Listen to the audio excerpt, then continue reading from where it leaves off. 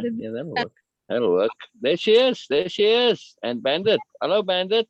Hello, Bandit's backside.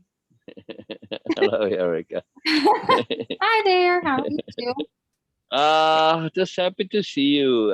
Just Oh, enjoy seeing your joy. Your joy is just really a joy. well, So very cool. Yeah, yeah, it's a delight. It's a delight. A joy and a delight, actually. I like your picture back there. Oh, yeah. Yeah, that's See, very cool. I love that. isn't it something? Yeah. It's very zoomed in. You don't see the full picture. But yeah, it's the most beautiful picture. I used it in I have many such pictures, and I don't remember. I'm assuming I used them for something related to Biella series. Mm-hmm. So I typically looked for pictures that would exhibit that mood, that mindset, that shows more. I'm not looking for aesthetically pleasing pictures. I'm looking to represent mood and mindset and attitude and moreness, sobriety, impeccability, integrity. So many pictures that you see out there of faces have attitude of some kind, attitude. And you see all sorts of things. So it's actually very difficult to find pictures that don't have that. It's quite Yeah. amazing. It's difficult. It's difficult. But I do have a good collection of them. I do have a collection. Let me see if I can pull this picture up to show the full picture of it. Yeah, Let's see. I'd love to see it. Yeah, yeah. Let's see if I'm pretty sure I know where it is. If not, I'll have to skip. But I do enjoy the pictures. I've pictured so many uh, in all the stuff that I did. I just had to research and find so many. It was Yeah. quite the job. It was quite the job. But it was worth it though. It was good. Uh, oh,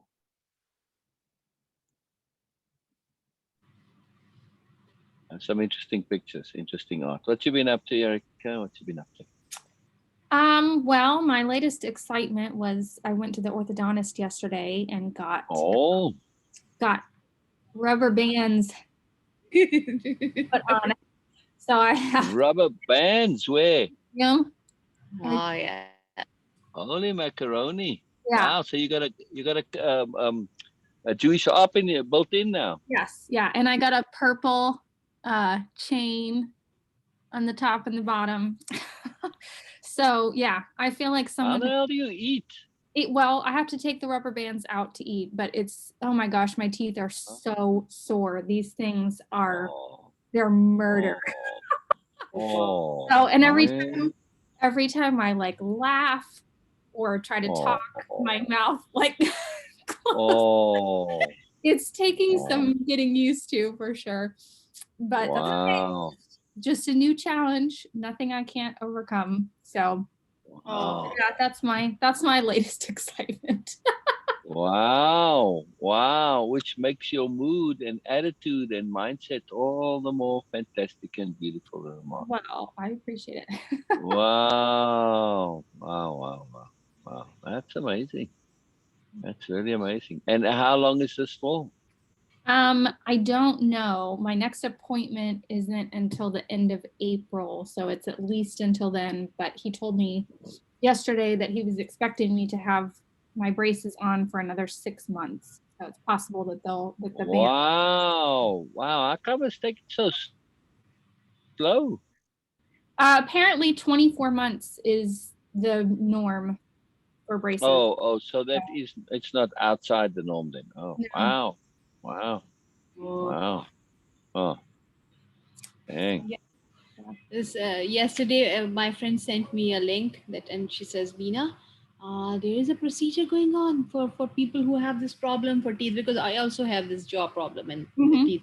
Yeah. So he sent me a message, and Sil was like, and I shared with Sil and said, but Beena, Botox is for wrinkles. And I said, no, but she's saying that it is for also for Well, this. not only, but That's yeah, true. Yeah, it's amazing what they are able to use Botox for to correct yeah. different things. It's pretty amazing. It's a muscle which actually you can say that wear out or something before, because of our specific or kind of like peculiar position and movement of our jaw. The Mhm. jaw action make it like, and that muscle try to hold your jaw more and more, and it becomes Right. a bit, Right. so your face become more broad on your sides. Yeah.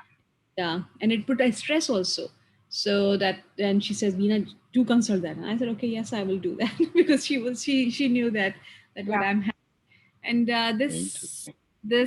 jaw thing actually caused a bit of stress on your like kind of a headache. Yeah. Some people have brains, some have like constant stress on their especially the sides of their heads, like temples on something. Right. So Right. I was also looking for that, and I will make a call tomorrow and see that what they are doing. Yeah, that's really exciting. That would be awesome if it makes a difference. Yeah, well, pass on the information to Erica too when you have it. Yeah, these things are definitely affecting my jaw. It's really interesting. It's pulling my Yes. jaw into a different position. Yeah, But because I was searching for that mewing and all those technique what you're doing, and but it makes your face more broad even if you practice. I practiced for a few days, and it makes, I was looking like, oh, it's getting more broad, which I don't like really. Mhm.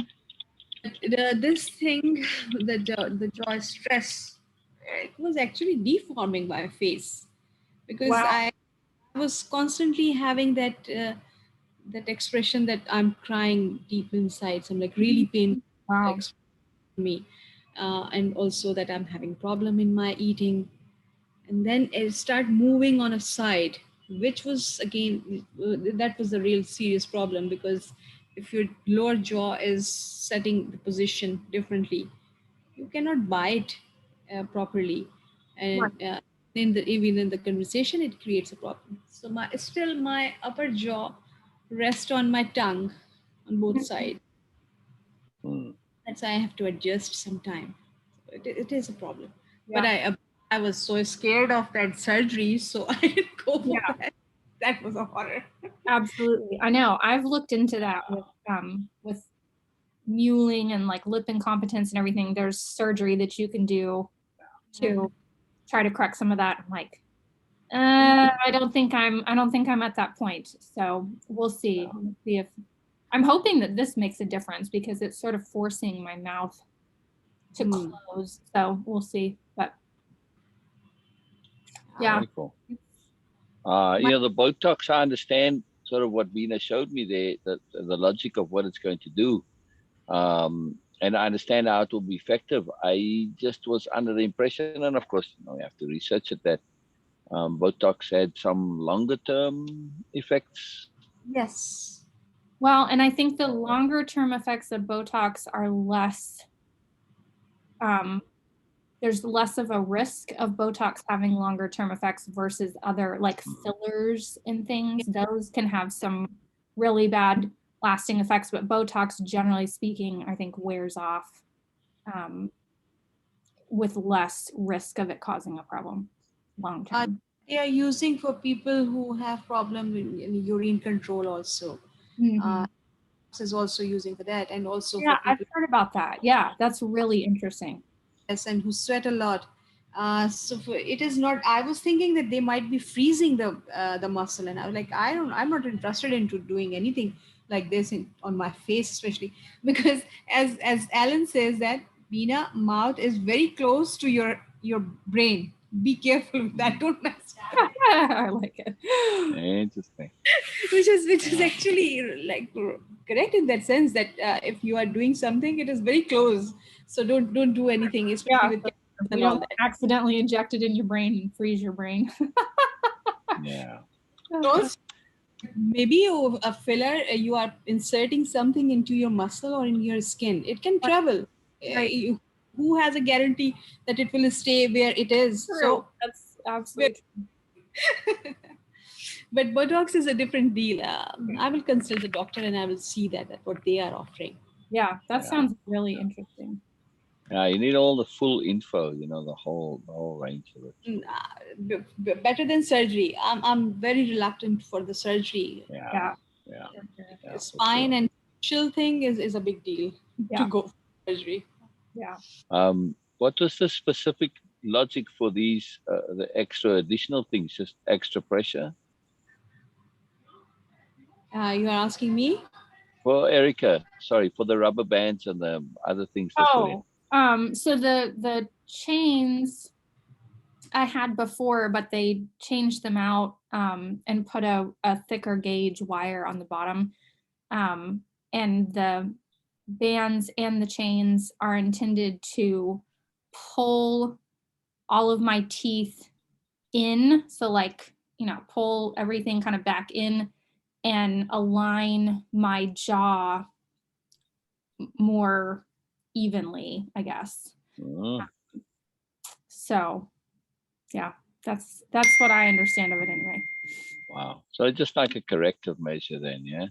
Yeah, they've already got, so they all the stuff we've been doing up to this point has pulled all of my teeth into alignment. So they're all in a straight line now, but now they're just working on kind of correcting the angle of everything and bringing it all into the right position.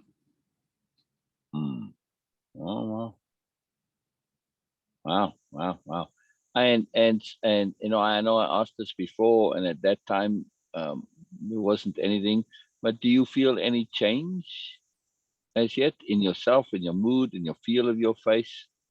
Anything? So the the palate expander definitely created a change in the upper part of my mouth for sure. There's more room. I had a really, really narrow palate before. So the expander definitely made a difference there. I mean, I still have a narrow palate, but it's a lot better than it was. And yeah, I mean, I think for sure there's a different, I feel different when I'm eating. There's a completely different alignment in how my teeth fit together, which is a really bizarre, I kind of liken it to, this is really silly, but after I had my second endometriosis surgery, so the first one I did, they cut into my belly button and put Wow. that's where they put the camera scope, is through your belly button. And Yeah. the first time around, it was just that and one little tool. I had like one tiny little incision. And after my, when they did the first one, when my belly button healed, there wasn't that much of a noticeable difference. But after the second time that they cut the same place open again and then added all these additional incisions, it's so weird, but living with the same belly button for 30 years and then waking up one day and having it be completely different was like this totally, wow. I don't think that it would be that big of a deal, but it's really weird to have the same belly button for 30 years and then have it be completely different all of a sudden.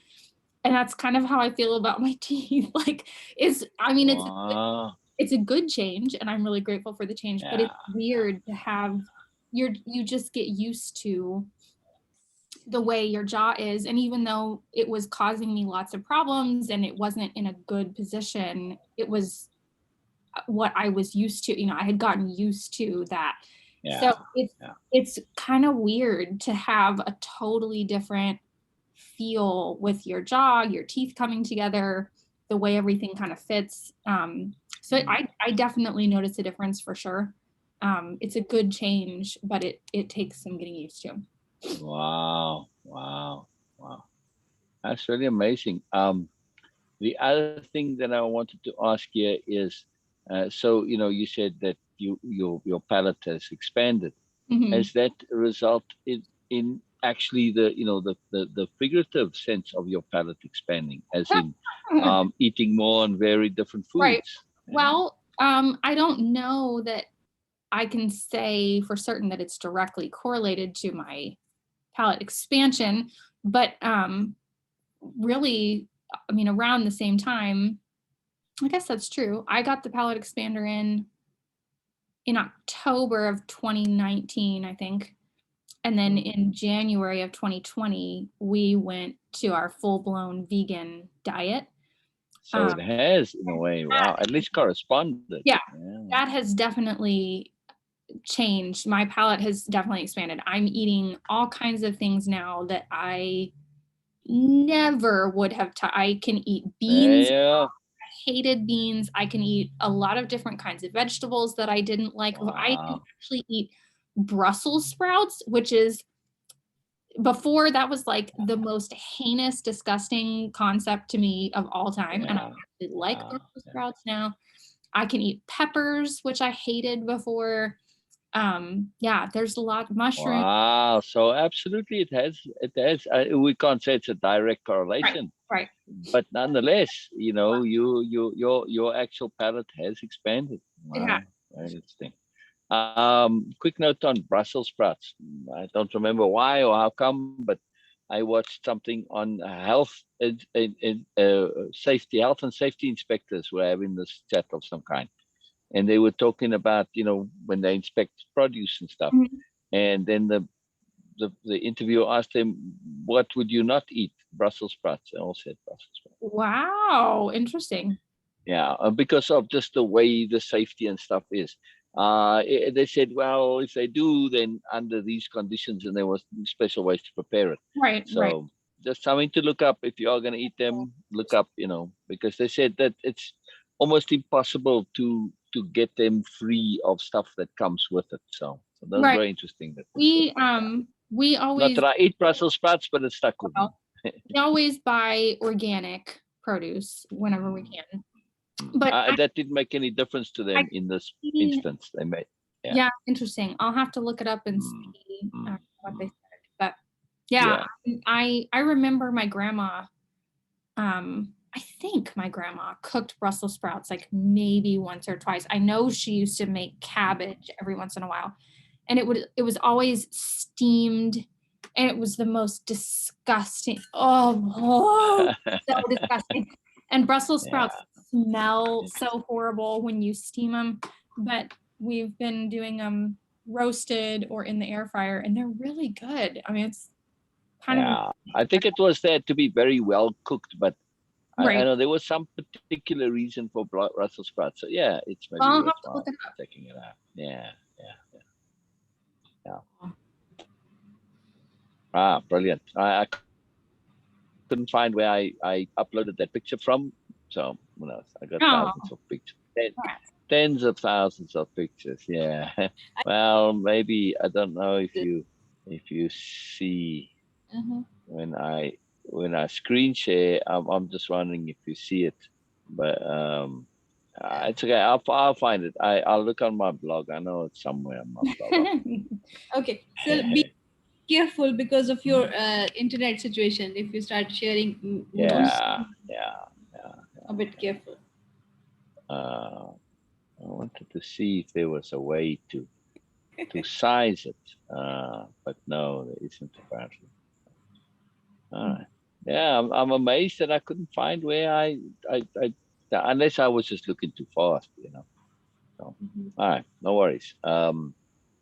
We have stuff to do. Yeah, I know. We're on the last. Yes. I'm keen to get through.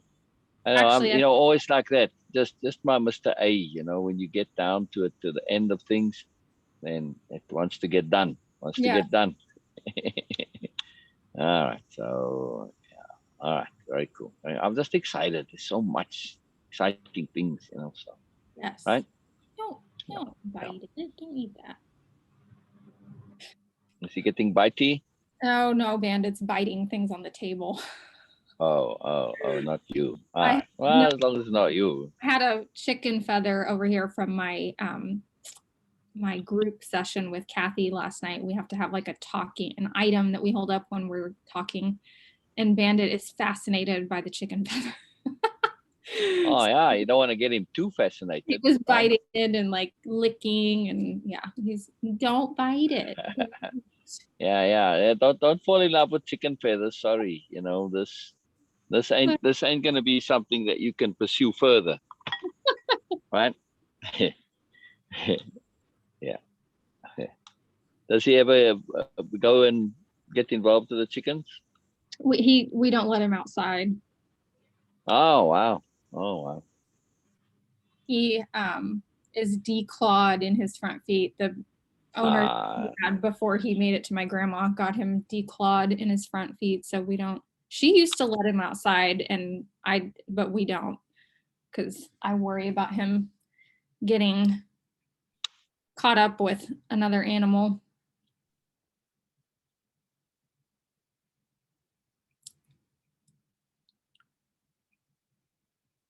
Oh, I'm just getting ready. Yeah.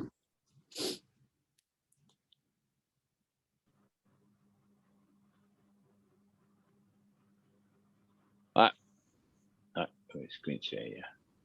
Yeah, Beena, it's the internet on the computer is fine. It's just on the phone. I just don't. My headset that I used on the computer is decided to die. It won't charge up. I guess I left it uncharged, and the battery is. I think that become effective. So. Bandwidth. Say again. It was showing on the screen that ANUU has low bandwidth, so that's why I thought that.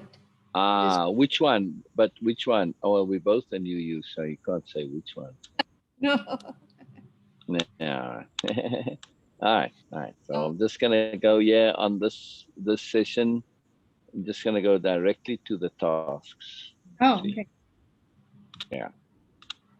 All right. So counteracting awareness. This is session 2 of module 20. Yeah, 20, counteracting awareness. So why is it important to have an unbiased awareness of the preposterous? Very good question. Very good.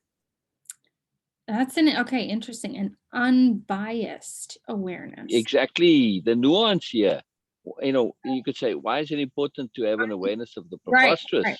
But I mean, duh, but why unbiased? Yeah. I'm thinking because of the addition of that unbiased, the first thing that comes to mind is if you have an unbiased awareness of the preposterous, then you're more likely to be able to see the value of the preposterous or see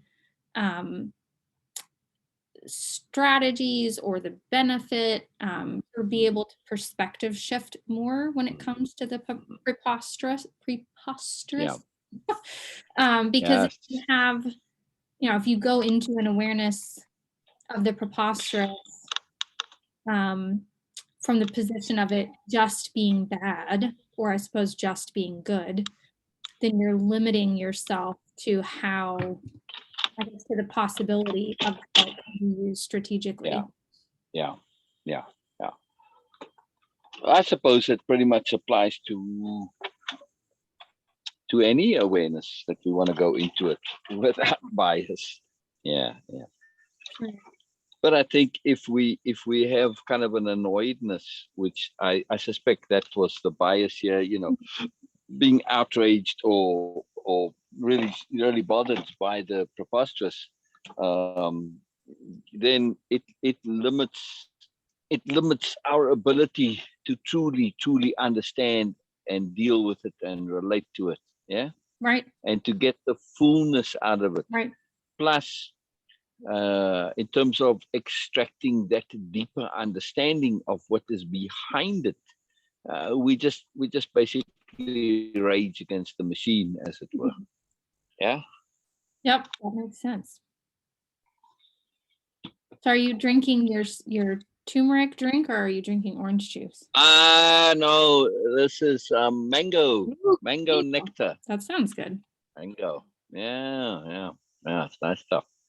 Mango, it's made by Kearns. I also I prefer even a little bit more the guava. That sounds good. Yeah, it's good stuff. Yeah, in South Africa, guava juice, it's in any fridge you go to, orange juice, guava juice, you can get, drink size bigger, in the whole range, in smaller size. It's just all over. And I've never seen it like that here ever. It's not nearly as popular. Why? I don't know, but It's also cheaply available there too. Right. But yeah, guava juice is good stuff. Yeah. All right. Understanding allows us to deal with the inexcusable without it being emotionally disruptive. How are you applying this? How does understanding free us from emotional involvement? So, Interesting. Okay. Understanding allows us to deal with the inexcusable without it being emotionally disruptive. That's interesting. Okay. How are you applying it? How does understanding free us from emotional? So, I mean, I guess what comes to mind for me for this is similar to the last question, that capital U understanding of something, of even the inexcusable, lets us see the value in even the inexcusable. And so if we see the value, the possibility, the potential for learning and growth coming from that, then it helps us stay out of the emotionally disruptive sort of triggering part of that. So I guess that answers the second question. I know how you've been applying this. Okay. I'm trying to, let's see. I'm trying to think. I just enjoyed that laugh. How am I applying that? You have been. So, at least here in Zoom, you've been really applying this. Okay. Your understanding of the inexcusable. It's been a big topic, hasn't it, for you? Well, yes. I'm trying to think of a specific example. Or just in general, just the overview of it. Yeah, for sure in the overview. Yeah. I mean, when you've been talking about shadow self, our Right. negative sides, all of that, isn't that your understanding allowing you to deal with your own inexcusable? Absolutely. Just different words. Yeah, that's true. Yeah. So how have you been applying this understanding? Well, I think doing a lot of the work that I'm doing with Kathy, it's so interesting how compatible and collaborative the things that I'm doing with Kathy are with what we're doing here. I should hope so. It's really amazing to me how much they fit together. I feel like I think a lot of what I'm doing with Kathy is an application of the things that I'm learning here. So I think a lot of the things Kathy and I have been working on lately, since I've been kind of focusing on understanding my shadow aspects and accepting and appreciating them, have been, I mean, I think I said this to her the other day, that I still feel like I'm in the very early stages of this, but for me, the first step of that is, the first step is acknowledging them, because I think for a long time I just shut the door and pretended like it didn't exist. So the first step was acknowledging them, and sort of facing that part of myself and seeing the goodness in it.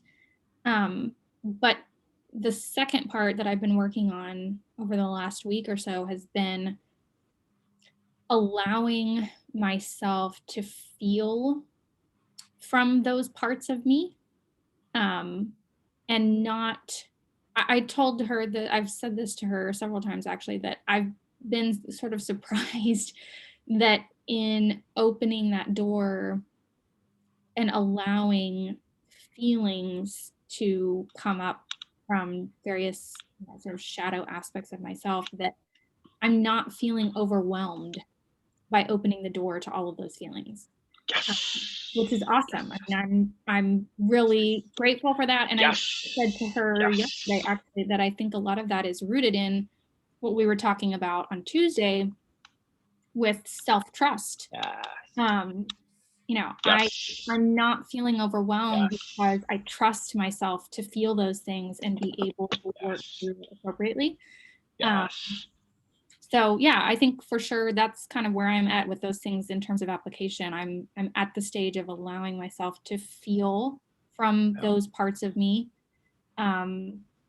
And I know that, I know there will be additional steps later. There will be different things that I can do to keep growing in that aspect. But I feel like I'm definitely making progress for sure. Yeah. And then you just answer that question right there. Yeah, absolutely. Absolutely. That's what you've been, this is exactly how, you've been able to get that discernment and that detachment, that separation through understanding. You're not sucked into that, right. That connection to it being stressful and negative and bothersome. So it allows you to deal with it. True. Yeah. I mean, you that those emotional involvements with these aspects of yourself, even though they are emotional, you don't have an emotional involvement with those particular emotions. Yes. Right. True. Because you understand what's going on. You're looking at it from overview perspective. Yeah. Right. Absolutely. Wow. Are your ethics your own, or are they simply acquired inadvertently? I think, well, it's interesting. I'm tempted to I'm tempted to say that in the past they were acquired inadvertently, but I'm not sure that's actually true. I think there's maybe some that were, but some I think have always been my own. They just have always been with me. Yes. If they were inadvertently acquired, have you subsequently made them your own? For sure, or replaced them. Yeah. Exactly. Or exactly. If you still have them by implication. Right. Yes. Or discarded. Exactly. Right. And if they are just taken on from outside of you, are they actually ethical? All right. Well, we won't bother with that question. That's not a duh question. Hey. Too much, yeah. I'm trying to just highlight, actually, there we go. I know it can be done. 2 clicks. Yeah. Explain more on how we can see, know, and understand the awful truth and still extract beauty from it. That's a really interesting question. It's a very interesting question. I do like that. Yeah. Pretty true. It's pretty cool. So, I think for me, well, I mean, it's balance to me. The answer to that question is just balance. That it's interesting because I think this question sort of attempts to place the awful truth and beauty on opposing. It sort of insinuates, right, that the awful truth is not beautiful, or that they're somehow on opposing sides. And I don't know that I don't think I feel that way. I think it's kind of back to the same concept of my former kind of binary thinking about good and bad, that the awful truth is beautiful. It's not the awful truth and beauty pulling in 2 opposite directions. They're both part of goodness. Exactly. So I think there is definitely a beauty in the awful truth, and especially in understanding the awful truth. Because if we and I mean, I guess for me, that's one of the things that's valuable about the awful truth, or anything that's hard or difficult. The more that we come to see, know, and understand it, the more we see its beauty. The more it's valuable to us, because the awful truth forces us to grow. I mean, if we are to reach a place where we can actually see, know, and understand it, we're forced to grow into that place. And that brings with it, I mean, that is part of the beauty of the awful truth. Exactly. Exactly. At the end of the day, there is no ugliness, really. Right. Or badness. Yeah. I mean, there is in a local temporary bubble circumstance, but in the big overall, it's all good. Right. Right. Yes. Absolutely. It all serves purpose and value. What is that purpose and value? Awareness and growth and goodness. So it's all good in their own way. So yeah.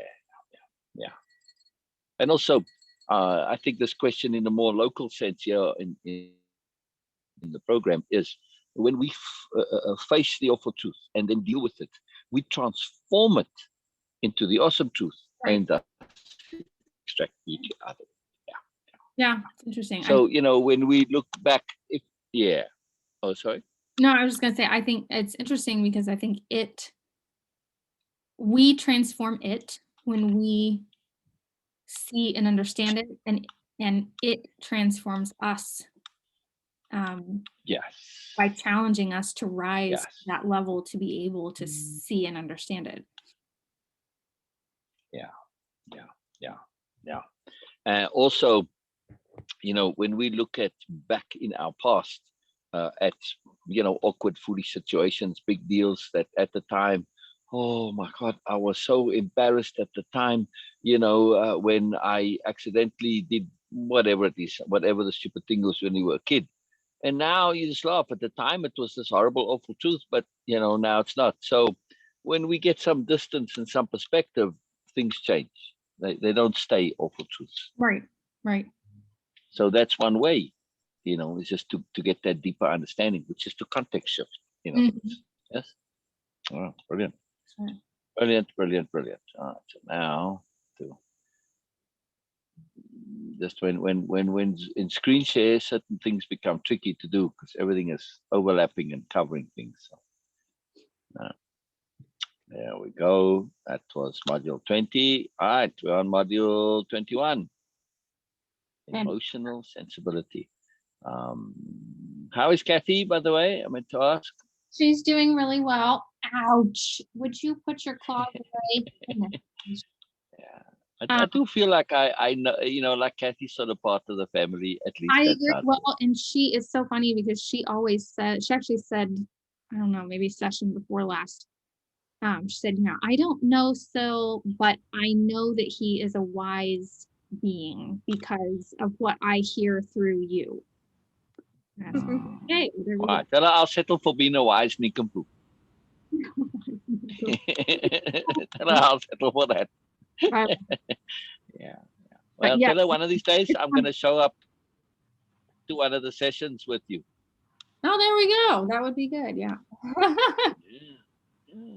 Or failing that, she comes and joins one of yours. I have offered. So yeah, one of these days I'll have to push her again to join. But yeah, she always speaks of you highly because she always says, I can see the good that he's doing because of what I see in you. So that's why I want to connect with her, because she's part of our family. If you ask me, so I agree. That's it. I can't not have a deep affection for her. Yes. So emotional sensibility. You can't use logic on someone who's resigned to limiting their awareness. True. Yeah. That's actually a big point. Just in the bigger overall, not just in PSP. We tend to assume, because we find the growth of our awareness so engrossing and valuable and consuming and precious and exhilarating and awesome and magical, that this is so for all. Right. No. This is one of the hardest things to respect, that some are not just resigned, but are determined to limit their awareness. I mean, I use resigned because that's sort of the usual, that people are but resigned to it. I don't think they deep maybe really want to, but they resigned because when they have tried to raise their awareness, they got into all sorts of trouble. For instance, you can just take it in conspiracy theorists and people like that. The reason the conspiracy theories appeal so much was because in the past, they had one-step logic, right? That's their brains, one-step logic.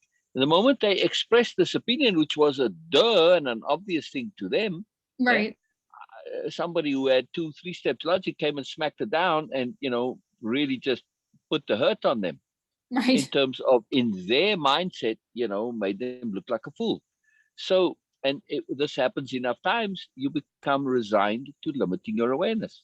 Because, yeah, you dare to share your opinion and spread something a little bit, and, what a naive idiot you are to not think any further.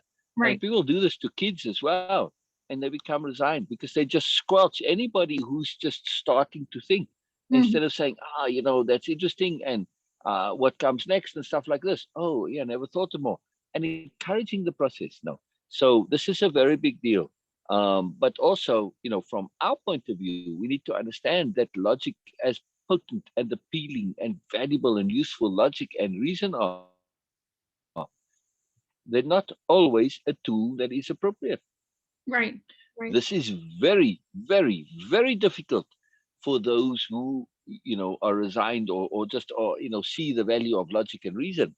They can't grasp this sometimes, that you can't use it, and then you have to get meta logic, which says I have to use illogic to make a point, to catch an Mhm. awareness, and then go from that point of view. My favorite illogical exemplar, the paragon of illogic, which was Spock, never understood this. Yes. Yeah, absolutely. Yeah. He did to a certain extent use kind of human logic, which was illogic to him to Yes. get a point across. So yeah, yeah. But it's really powerful to be aware of this. And also just to know that our love for awareness is not for everyone. Hmm. I mean, some that aren't even resigned, they all just say, no, I don't want all that. It's too much hassle, too much effort. Thank you very much. You can have it. Right. All right, fair enough. That's your choice. We can't insisting on that, right? All right, I'm gonna go to just do the quotes and then the task again. To deal with BS, be real. That's Mhm. pretty simple, no? Yeah. Yeah, yeah, that's pretty cool. Why do you need to feel bad if you're not guilty? That's BS logic. Hmm. Yeah, that happens so often. Yeah, True. I, I, I mean, just in our past, I don't think this is so much anymore. But we feel bad even though we're not guilty of whatever. Mm. We just kind of absorb it by osmosis, or um, um, over-taught guitar strings, Mhm. hypertension guitar strings. Right. They vibrate very easily, right? Because they're too tight. So any sound affects them, or Right. either other Right. way, too loose. I don't know, whichever way it is. I thought it's too tight, right? I would think that strings that are looser would vibrate more easily, but I don't know. That's a good question. I don't know. Right. Well, either way, Yeah. but that sympathetic resonance, that's the point here. It doesn't really matter if it's too tight or loose. Yeah. But when we have this facility and we are too empathetic, we can resonate Hmm. sympathetically, and then we feel bad even when we're not guilty. So we have to be aware of this and have some distance and appropriate measure. We can't take on all of the things in the world. Yes. What are you doing? What are you doing? Hmm? Oh my. It's Yeah, interesting. Interesting. I wonder what emotionality and feeling he's connecting I to. don't know, but he's being interesting today. Wow, very interesting. Very interesting. Fighting BS with BS is a no-win scenario. Yeah, many people are very tempted to do this. Hmm. Fight BS with BS. Yeah, yeah, yeah. It's certainly easier if there's an earnest intent. The path is revealed. The path is our daily circumstance, our daily interactions, the happenings and situations we find ourselves in. What we need is contained all around us, all the time. All we need is that shift of perspective. We can learn from everything if we so desire. Bella Noble. Yes, Bella, that's a great quote. I like that very much. What we need is contained all around us, all the time. All we need is that shift of perspective. We can learn from everything if we so desire. Absolutely. And we are doing that, yes? Hmm. For sure. I mean, in this program, particularly in PSP, we are most Yeah. decidedly saying, I can learn from anything, even, knuckleheads and nincompoops. That's it. I learn from myself. Yeah. Absolutely. Very cool. When using, all right, let's, and session 1. All right. What do we use when logic is not appropriate? Good question from that quote, from that first one. What do we use? Logic is not appropriate. Ooh, that's a good question. What do you? A very good question.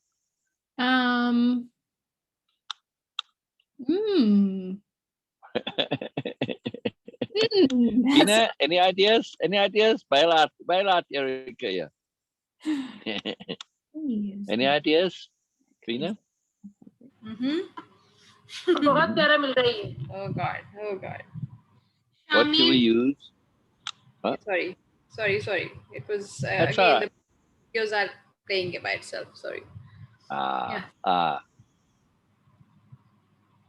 Khunsha, Nabira, are there? No, my Facebook newsfeed videos are playing by Oh, itself. oh. Venus' two nieces are just too magical. Oh, There's something else. Yeah. Just very astute and very earnest, very serious, but just they have a peculiar independence too, right, Beena? Oh yes. Something. They were in conversation with Sil, and I was surprised by their responses. Yeah. And questions Kunsha asked, and I was like, really? And because she came up with a very detailed question when Sil, and that was the first time, Sil, I guess, you were talking to her. Because I asked her if she had a question she'd like to ask. People don't deal with kids appropriately. They right. treat them like they some weirdness. But if you think of how you were a kid, and if somebody had asked you, like more deeper, sensible questions, you would have had, and she did. She responded that way. And now with the two of them, basically, Beena, when I see Nabira and Khuncha now, I see young Erica and young Beena. Right? Yes, because they are very, very different. And again, my assumptions were wrong. And very rightly so, because when Sil asked Kunsha first time that, do you have any questions? She says, not right now, but I will come. And then after Very like mature, an hour or so, and she came back and she says, now I have a question. And I said, okay. So she was not able to communicate in English completely, but she was just using few words. And she says, why it happens that when we want something and we saw that thing in our, she was using the word dreams instead of imagination, and I assume she was trying to say in our imagination. Right. And she said, in our dreams, and then when that thing come to us in real life, we don't feel any excitement. Why it happens? Yeah, when we get it in our dreams, and then after that get it in our real life, we don't enjoy it as much. We don't think it's as fun. Right? Interesting. Yeah, that's interesting. I was a bit surprised by her question, and then still communicate with her. And also the last time we interacted, right, Beena, they said they want to go and learn English better so that they can communicate more. Yes, and they are working on it. Yeah, I love it. I want to read the Hedgie story to them. I've never read it to kids. Yeah. Never. And I tried to get people to read it to their kids, like Ryan and Janelle or Sher. And they said, yes, we will. And they never did. Or if they did, they didn't report back. Maybe the kids said, that's a terrible story. I don't know, but I'm keen to get some feedback from kids. So I have to see. I'm just curious.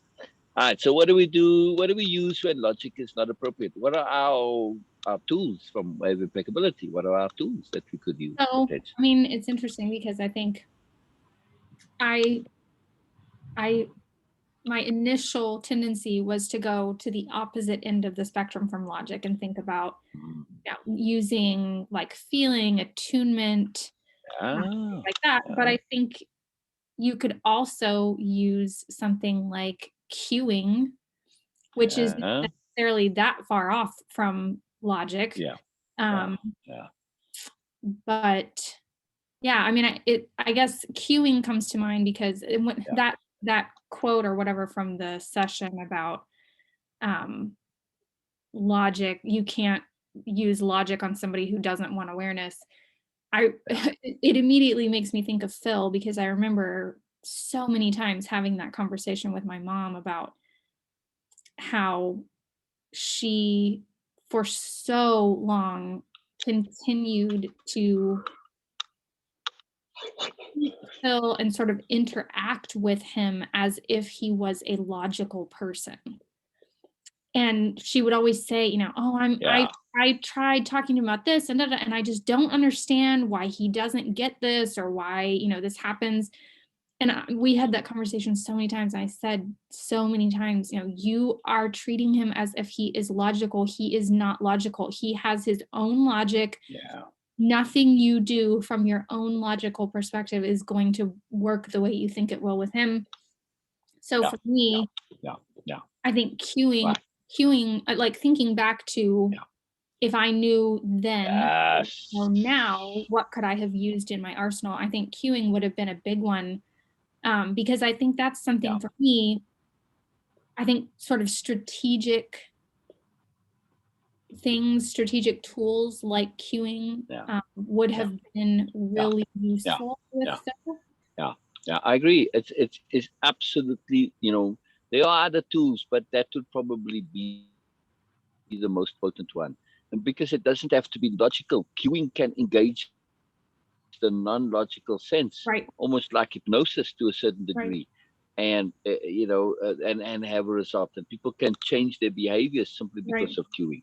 So yeah, I mean, how do you deal with children when they're not being logical? Right, you can, you know, use threat and force, but that when they're having a tantrum, that don't help either. Queuing is very powerful. The other ones, it would be distraction, perspective shifting, in other words. Yeah. You know.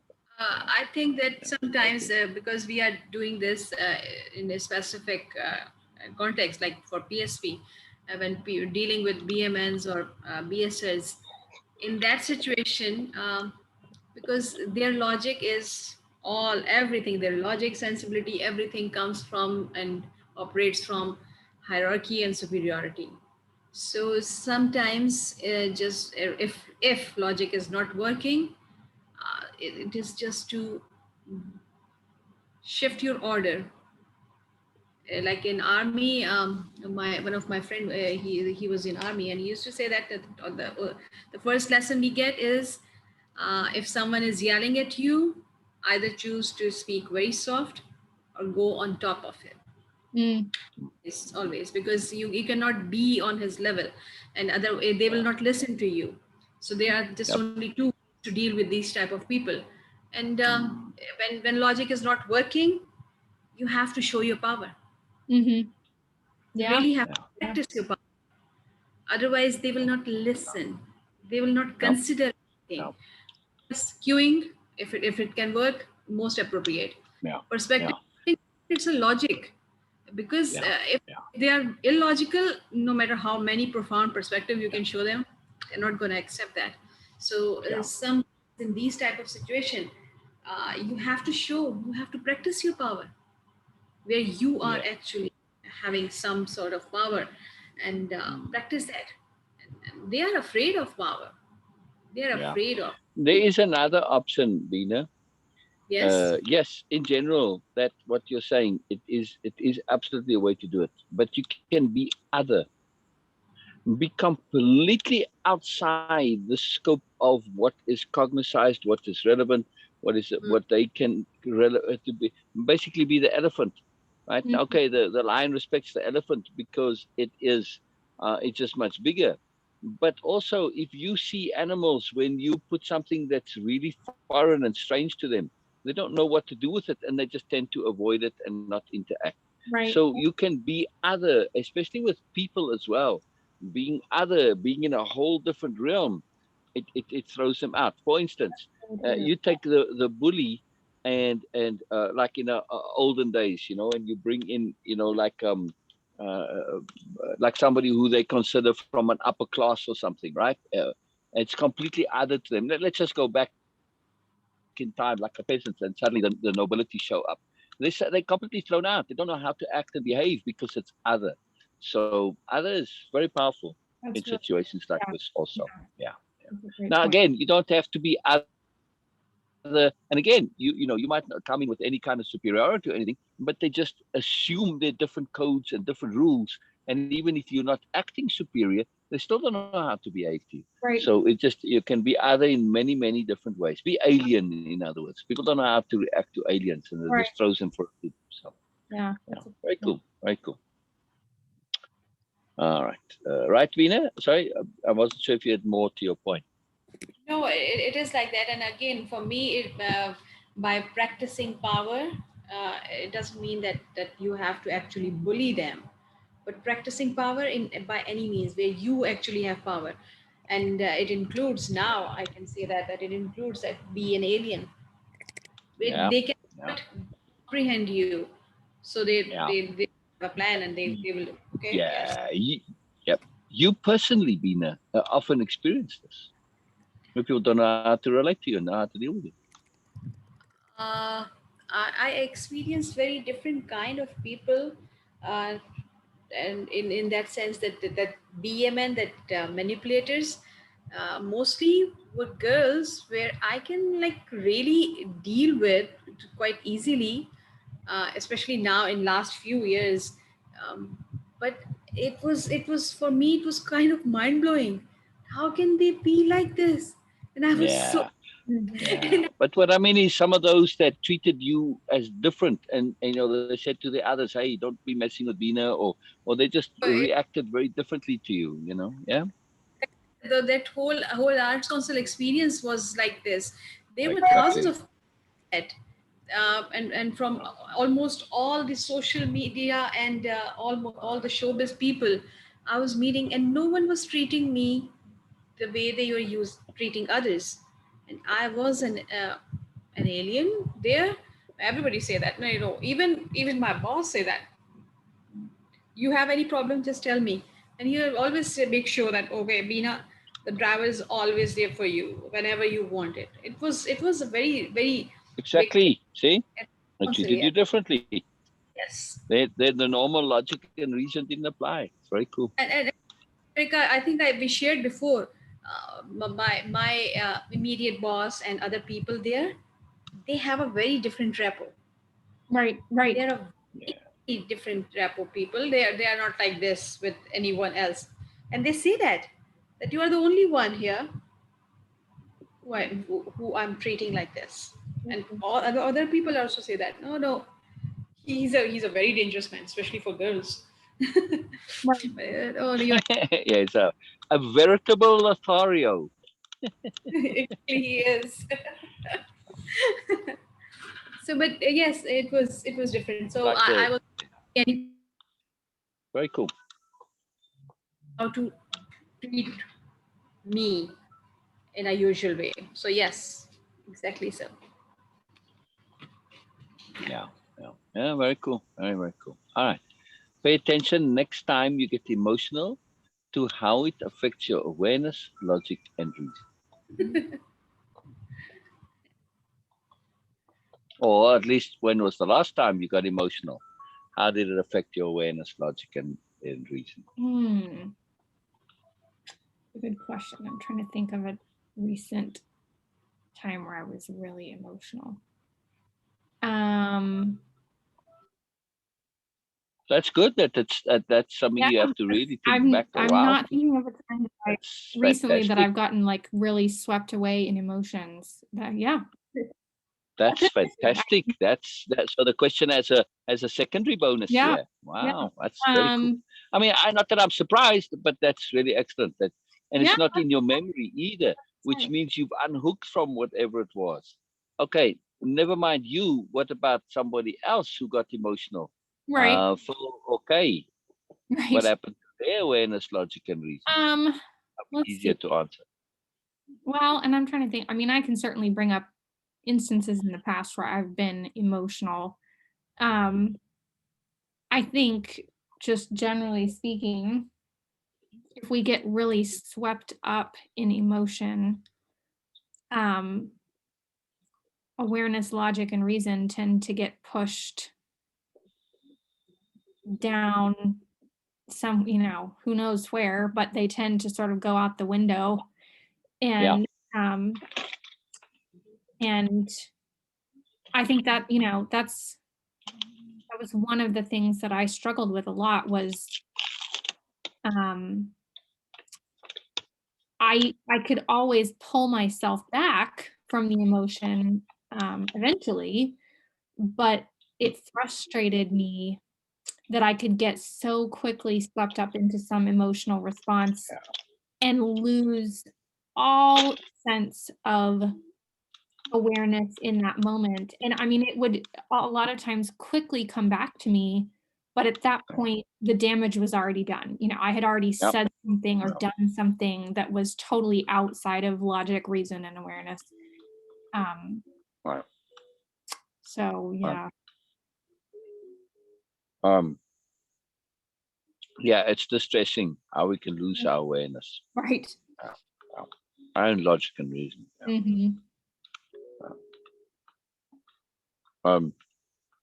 Way to combat that is to leverage our honesty. To say, no matter how upset I'm going to be, I'm not ever going to be dishonest when it comes to logic and reason. Interesting. That's personally saved me like crazy. Yeah. I get very upset, but I always maintain that honest logic and reason. That I say, am I distorting this to make my argument, or does this hold up objectively? And always it has to hold up objectively. So I end up being scrupulously fair, as it were, when it comes to logic and reason, no matter how upset I am. I don't sell out my logic and reason just because it's convenient. And that's been massively useful to leverage. Yeah. Massively useful.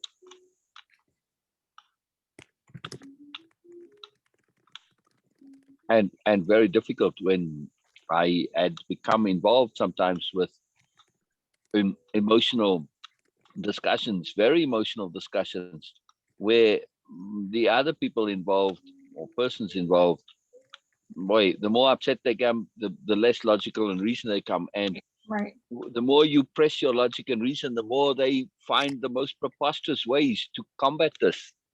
Because being wrong, no. Right. Impossible.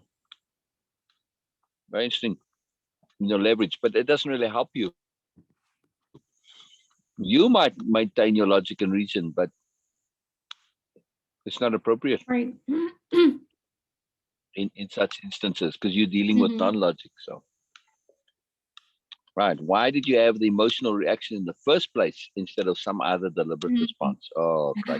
An interesting question. Oh, that's true. Who the hell knows? So, impossible question. It is kind of an impossible question. I mean, it's an impossible question, but also a sort of a duh question to me, that if you're not having a deliberate response, it's because you haven't flexed that muscle. You didn't have the tools at the time to craft a deliberate response. All that was available to you was emotion. So, but yeah, that's a tough question. It's a complex answer to habit, low energy, and the primitive brain takes over because the other brains are shutting down, and all sorts of reasons. So yeah, it's one of the most difficult things to deal with this. So but then we learn, habit, of course, probably the most profound one. Yeah, for sure. All right, what does being real mean to you? Ooh, boy. Boy. What does being real mean to you? Holy cow. Gosh, I feel like it could mean a million different things. It can, yeah. But to you? To me, the first thing that really sticks out in my mind, I think because I've been thinking about it a lot lately over the last week, is the concept of freedom of choice and sort of allowing myself the full freedom of choice. And allowing myself to be the process of choice. Yeah, I mean, it's interesting because with our discussions about sort of the concept of fluid, Fluid reality. what are you doing? Fluid, oh, what am I trying to say? Fluid reality. No, not exactly. Oh. Sort of fluid self-conception, maybe, or Yeah. identity. That's the Self-image or self-description. fluid identity. That Fluid identity. Yeah. the concept of not remaining closed off or not defining yourself in one way forever and ever and ever, but remaining open. Being real becomes somewhat hard to define in the traditional sense, because I don't know that I can say being real for me is always being this or doing that. The best way I think for me to keep that open is to say being choice, being allowing myself the freedom of choice, because if I'm connecting with my choices, if I'm empowering myself to make impeccable choices, then I'm always giving myself the opportunity to be real. What about not pandering? Yeah, for sure. And not ignoring any awful truths Right. that may be. Right. Those are definitely very powerful for being real. Yes. Absolutely. So being real also means to be discerning and not flinching or hiding from our discernments. Yes. Absolutely. And also means to be, again, unflinchingly honest. Yeah. Absolutely. Which answers the next question, I guess. Yeah. True. Absolutely. So I guess how you go about being real is just to have some courage of convictions, Right. and particularly to trust. Yes, absolutely. Absolutely. Yeah. Trusting in your integrity, trusting in your impeccability, trusting in your sobriety, trusting in your awareness and your discernment and your understanding. Yes. Right. Independence of being, for sure. Exactly. We can, however, transcend the typical understanding of being real, which is somewhat of a bit of a bluntness and a directness. Yes. Right. Not that those aren't valuable, and those can be utilized in a really powerful way. We'll get into it in capital diplomacy. But still, we can go beyond this. It's not, being real is a very highly touted way of being, especially in kind of street culture. But it's not all there is. Yeah. Right. Yeah. Right. Definitely not all there is. It is an easy, low energy way of being more relative to other ways, but it's not the only way. Yeah. It definitely takes more energy than some other ways, or at least it seems to be so. Right. But not really. When you are real, it's still a better use of your energy than the other ways of being. Yeah. Like pandering. It takes a lot of energy to pander. Yeah. True. But it does take some courage to be real. At least initially, once you get used to it. Once you get used to it, it's like, True. just habit, really. Just habit. Pay attention to how your emotions and those of others also affect someone else by implication, like resentment being taken as a criticism. Detail how this works and what we need to be aware of, and to do and what we need to be aware of and to do to deal with this. Wow, clumsy sentence. So okay, pay attention to how your emotions and those of others affect someone else by implication, like resentment being taken as a criticism. Interesting. Yeah. Um, All right. So it's again, it's poorly worded. I'm sorry, yeah, right. So it's pay attention to our emotions, right? Others affect others by implication, but they are implying something from our emotions. right, So, right. Yeah, so the emotional implication, how that affects others, like yeah, resentment being taken as criticism. right. Let's see, detail how this works and what we need to be aware of and do. I mean, I think for me, I guess how it works is that each person has their own set of beliefs, has their own, they're in their own awareness levels, they are in their own context and perspectives. So just because something means something to you doesn't mean that Yes. someone else has the same belief about it, has the same feeling, Yes. feel Yes. whatever, Yes. sees it the same way. So what do we need to be aware of and do to deal with this? That's the real question. Yeah.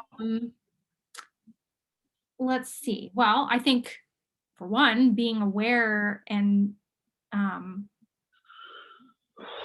sort of, I guess, facing, it's not exactly an awful truth per se, but facing the truth of the fact that other people don't have the same beliefs, thought processes, awareness levels that we do. It's Yeah. facing the truth of unawareness, of the lack of universal right and wrong for every person. So part of it, I guess, is being aware of that and coming to terms with that. But as for how to deal with it, that's a good question. Um, Let me just add on to what you said there. yeah.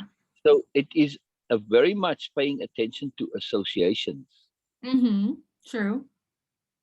not just in ourselves, but in others. We tend to assume our associations with, let's say, resentment is, well, resentment is just resentment. I don't have an association or whatever mine is. But for others, this resentment could be taken associated with criticism. So it is to be aware that when it comes to emotions, particularly strong negative emotions, there tend to be a whole host of associations which may or may not be logical. Right. So we want to really just be aware of that, and how to deal with it is don't be engaging in negative emotions or in things which will arouse negative emotions if you can possibly help it. And Right. when you do so, do so with much, couching and hedging and explanations, and be aware that it could be taken. Okay, say, look, I want to bring up this point, of resentment here, but I'm not taking it as and to be preemptive. In other words, yeah.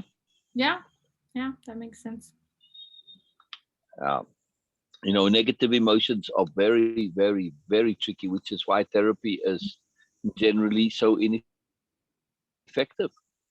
You are trying to get people to deal with something that is vastly complicated and vastly complex. And now they don't have the tools, the emotional stability, the awareness, the discernment, the understanding to be able to deal with this. So all you do is, okay, let's talk about your resentment issues. And right there, we are also talking about criticism and the criticism issues. And they don't have the tools to deal with either of the two. And now they just get upset. They get even more emotional. And, they get whatever. There's some other third, fifth emotions start to come up. It's because of the emphasis and activating the nodes. It's a ridiculous process. It's Right. lost before it started. Yeah, yeah. So yeah, you need the replacement first. Then you can go and deal with it, which is why you're having great success now with Kathy, because you have a place. And you Right. said it's amazing how you are using Way of Impeccability to deal with the stuff with Kathy. Because of course you're coming from a place of sobriety. Right. But first we need the sobriety. Then we can go and deal with the things that we need to deal with. Yes. Yeah. And that's the shift for you, right, Erica? Yeah. Yeah, for sure. Yeah. I mean, these aren't emotional issues the way they used to be. Right. Even though you may be dealing with emotion, it's not an emotional issue. Yes? Right. It's a big shift. That's a huge, huge shift. Yes, Absolutely. that's very cool. That's very cool. Very, very, very cool. All right. Pay attention to how others, even those not deliberately and consciously doing so, jockey for hierarchy position. Mhm. Share details of where you may also have been doing or are doing this. I don't think that you're doing it in any way. I'd be very surprised, but still, let's hear just in case. Let's see. So even those not deliberately and consciously doing so, jockey. What about that Zoom session that you on with Kathy? You're still doing that, right? I meant to ask about that. So this is a good opportunity. Yeah, How's that going? it's good. It's going really well. Oh, good, good, good. And is there any jockeying for hierarchy, deliberately or not, consciously or not, on those? Not really that I've seen. Although it's interesting, I think if anything, um, if anything, I feel like some of the participants are almost jockeying for not exactly low hierarchy, I wouldn't say, but Yes, but to non-hierarchy. be Yeah, not noticed almost, yeah, or to yeah, sort yeah. of Invisibility.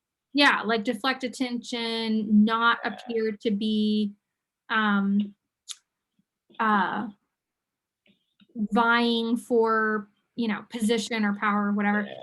And it's really interesting because one of the things that I have really practiced in that group, there's been several times where we've been asked to either describe ourselves, or like yesterday, one of the questions was about, it was interesting. It actually reminded me of something that would have come up in a wave impeccability session.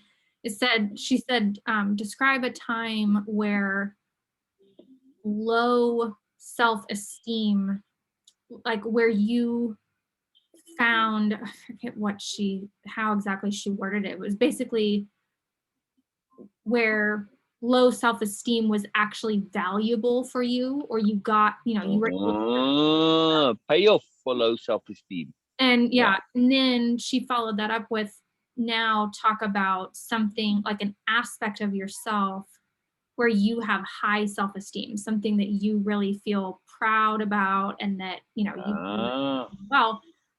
And so there's been several times where we've sort of basically been asked to describe ourselves, or things that we're proud of. I mean, I think when anybody asks you, describe yourself in 3 words, the things you're going to say are things that you like about yourself, right? You're probably not going to say something like, I'm an asshole or whatever. And so, Right. so in each of those instances, I have actually made a deliberate attempt, because I think certainly prior to Way of Impeccability, probably the first thing that would have come to mind for me would be to say something like, my kindness, my compassion, something really warm, fuzzy, like, I'm such a nice person. I'm really proud of myself for being so kind and compassionate and caring for other people. And while I do really value that part of myself, and I do think I'm a kind, compassionate person, every time that question has been posed, I've made a deliberate decision to not include that as part of how I'm describing myself from a position of proud. Wow. Um, I love the because sophistication I of that. think, Wow. that's sort of my easy go-to place, and I think it's easy for me to see the goodness in that. So I've been challenging myself to come up with different things that I'm proud of. But the reason I mention that is because virtually every other person in the circle has voiced something along those lines as what they're proud of. Oh, I'm kind, I'm compassionate, I'm a caring person. whatever. And so it's really, to me, that what I'm seeing is a lot of that same kind of inverse ego of like, I don't want to claim something larger than this. There's safety in saying I'm proud of my goodness, kindness, and caring.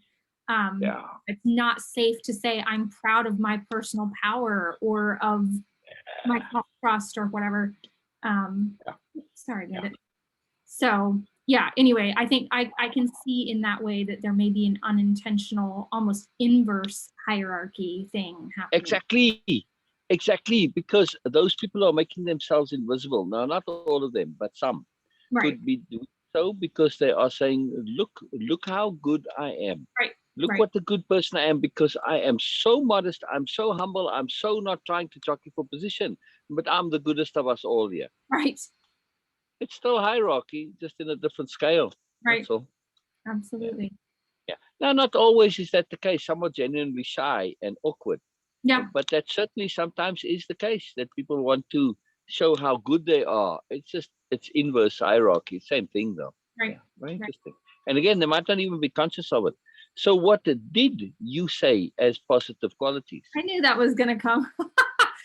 So well, let me guess. Did you say things like maybe I'm discerning, or I'm paying attention, being understanding, stuff like that? I was trying to remember the third quality. The quality question, just describe yourself in 3 terms, was posed at the very beginning of our first session. And I'm trying to remember the third one I said, but the first 2 that I used to describe myself were balanced and open. I don't remember what third one I said, but I specifically... Honest. I wasn't honest. I can't remember what I said, but I specifically, like, intentionally did not say kind or caring. Fantastic. Or whatever. Say balanced, open, and what would you say a third one, Beena? Let's suggest a few here for Erica. See if we can stimulate her memory. If not, we're just saying nice things about Erica, and that's always fun. I might have said like curious. I think it was maybe something like that. Curious. Balanced, open, and curious. Yeah, that might have been. I can't remember. It was something along those lines. Wow. Balanced, open, and gracious. Yeah, I like that too. Yes. Balanced, open, and inquisitive, curious. Yeah, inquisitive. That's a good one. Yeah. Honest, sensible, sober. You wouldn't have said sober.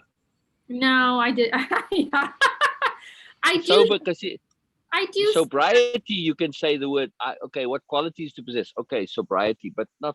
You can't say sober. It doesn't sound right. Right. And then yesterday, when she asked about what were the aspects that you're most proud of, I know I'm forgetting what the first one was. I said the second one was, I remember. The first thing I said that brought me high self-esteem was my not only ability to, but specifically my desire to see the moreness in everything. I really appreciate that about myself. Not just that I think I do have an innate ability to see beyond the obvious outer layer, but that I have a desire to do that. I really appreciate that about myself. That is the key. That's real potent discernment right there. Right. And then the second, not that you have the ability, but the desire. Sorry. Right. The second thing. Yeah. Second thing I said was my desire for learning and growth. That I'm always striving for the more. Yes. To be appreciative of appropriate motivation is essential. Yeah, absolutely. You can have all the good qualities, but if you aren't motivated to use them, waste of time. Right. Absolutely. Your discernment, this is a key point there. So that comes from your discernment. So I would definitely add discernment to those qualities. What was the third one? There wasn't a third. I just said 2. But I can add discernment there. that does remind me, this is totally off topic, but it's reminding me of our conversation about how to be real, and how am I applying that. It just popped in my head. I remembered that in my individual session with Kathy yesterday, I was sharing with her that part of what I've been doing, we were talking about, the embracing shadow self, and opening myself up to these feeling, just sort of feeling everything. And I said that one of the things that's come up for me that kind of came out of nowhere and has been surprising but really fun is, with the weather starting to get nicer here, I've been able to go out for walks again. And when Mom was here and we were walking together, we usually talk to each other the whole time.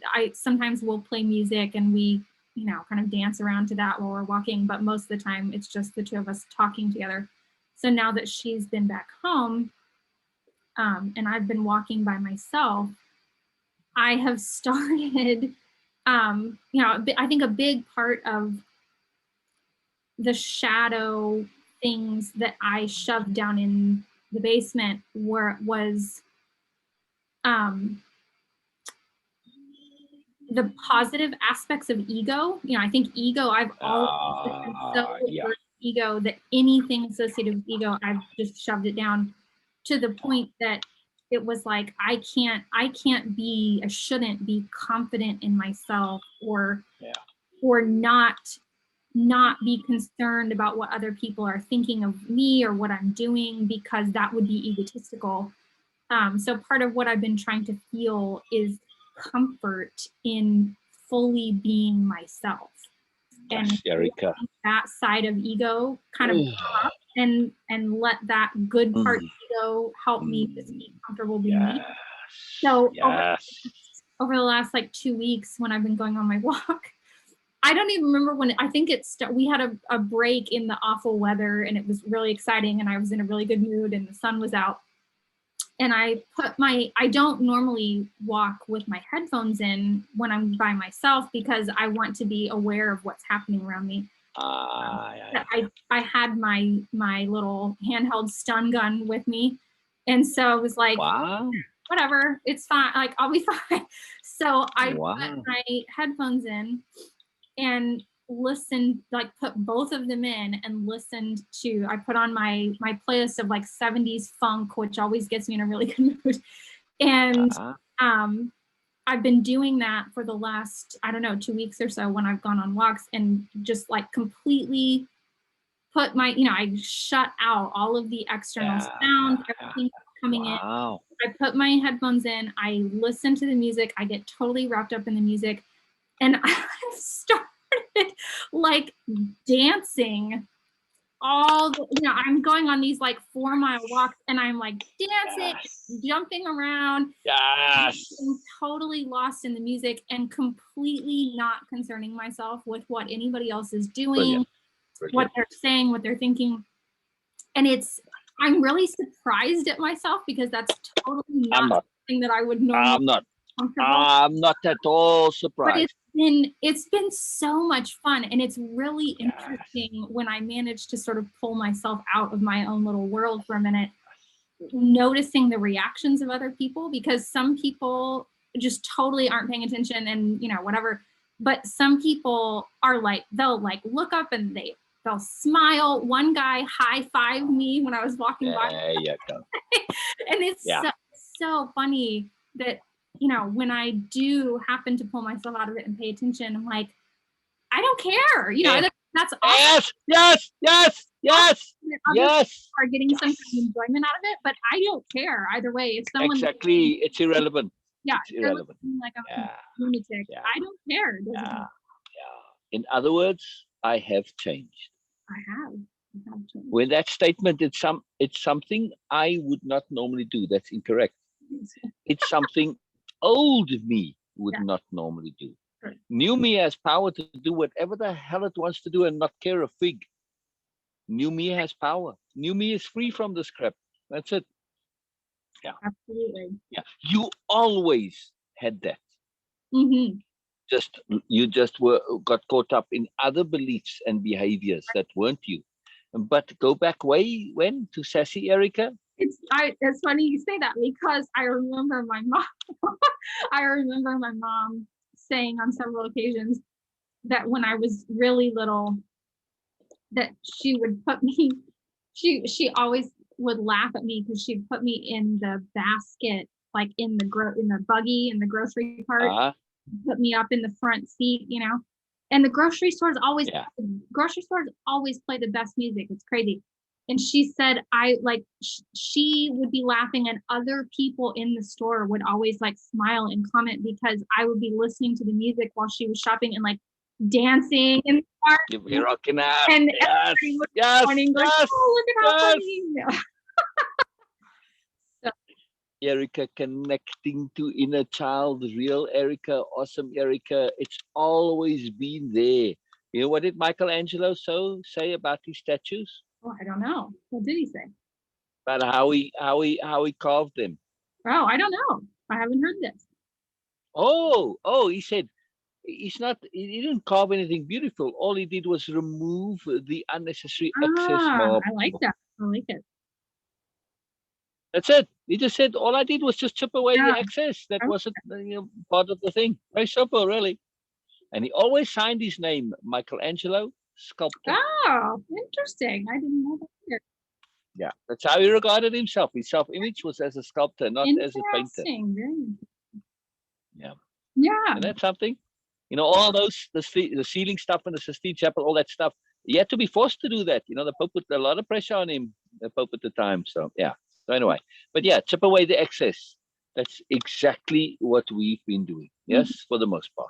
Absolutely. Yes, of course, we're always learning new things, but really, we're chipping away the unnecessary excess. Right. Yeah. Absolutely. You've always had the superpower, which is why, for me, when I first saw you, this is what I saw. My skill of seeing moreness, Erica, empowered. You already were empowered. You didn't need to become empowered. Right. Right. Big difference. Big difference. Absolutely. Yeah. Always were. Always were. Yeah. That's very cool. That's very cool. That's huge. That's exciting. And the awareness that you have changed, not are changing, you have changed.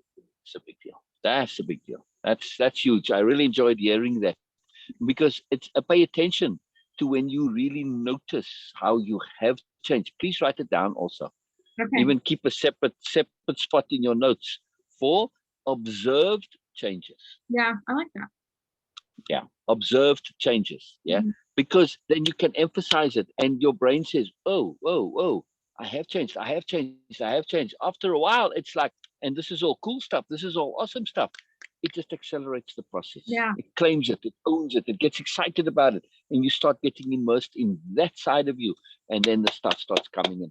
Right. Yes. I see this happening in KE also, and it is really cool, because you did bring up a very profound caution once upon a time, to say realizations, they're a big deal, and there's the getting of it, but the actual real changes of behavior, that's a different issue. And I am most pleased to observe actual real change, past tense change, observation of change. Right. That is the big deal. Not to say, oh, I need to change in this situation, and then you kind of squeeze yourself, and no, when it happens and you notice, wow, I just did that all different. That's the magic. That's when we know it's really deep inside us. That is absolutely fantastic. Yes. That is, and this is the benefit and the potency and the power and the absolute necessity for application. Right. That's it. Yeah. So through this application, stuff happens. And also, it's not just an application of the behavior, but the application is a consequence of deep, deep, deep understanding. When we deeply understand, that change automatically translates out. Right. This is a power. That's why we focus so on understanding. Again, Kay asked, she said, I don't know how the program works, but it does. And then, you know, inadvertently expressed that she'd like to know how it works. Right. That's how it works. When you truly, truly understand, you can't go against that understanding because you're honest and you're logical and you're reasonable. You can't. So you start applying that stuff, because to do anything else would make you phony and false and just a BSer, right? Absolutely. Very magical process. We're very sneaky when it comes to stuff like this. But it's really powerful. Yeah. All right. Explain the benefits to you of being wrong and why you welcome it. What's the big deal of being wrong anyway? Yeah. Well, so the first thing that comes to mind for me is it's really similar to the concept of, for me, I mean, it seems like an unusual reaction, I guess, but I've always, I think, seen the fact that I don't know everything as a really exciting opportunity, because it means there's more to learn. And I really love learning. So not knowing everything doesn't scare me. It makes me excited. And I think you can apply the same concept with being wrong, that if you're wrong, that's not bad. It just means this is an opportunity to learn something. Exactly. But why would you welcome it? Let's just assume you are going through life and you suddenly, oh, wow, I was really wrong about that. Why would you welcome that? It's a very dark question, really. Well, I mean, I guess if you figured out that you were wrong, then that means that you now understand by implication either what's right or you're close to that. Exactly. I'm walking around and not being wrong. Well, yay! Like that. I'm really thrilled to that. It's like, otherwise I'd be wrong. Well, I don't want to be wrong. So I don't mind being wrong. It's not the end of the world. But when I actually find out, I can remedy it. I can adjust it. I can upgrade. And I'm not going to get into trouble because I'm being wrong without knowing I'm wrong. And, you know, I don't want to cause trouble or be in trouble. So, yeah, this is great. It's fantastic. Yeah. Again, what's the big deal about being wrong? None whatsoever, right? Right. Come on, seriously, get real, people. You know, provide a bunch. And you know what's so potent though? When we really unhook from this idea of being wrong being a big deal, it shifts our interactions. And you know, it's actually interesting. Sometimes we have to deliberately acknowledge when we're wrong, because to us, we're wrong, and it's like, yeah, okay, and you move on and you update it and you just carry on. And people don't notice and they say, yeah, but you like never wrong. I'm wrong all the time. I just don't make a big deal out of it because I change, I shift, I adapt right away. Right. And it's not noticed. So sometimes we actually have to point it out, because then, you know, just for you know, political reasons, I guess. Yeah. It's very interesting. Provide a bunch of examples of where and what you learned from just regular stuff happening in your life. Stuff which others did not gain value and learning from.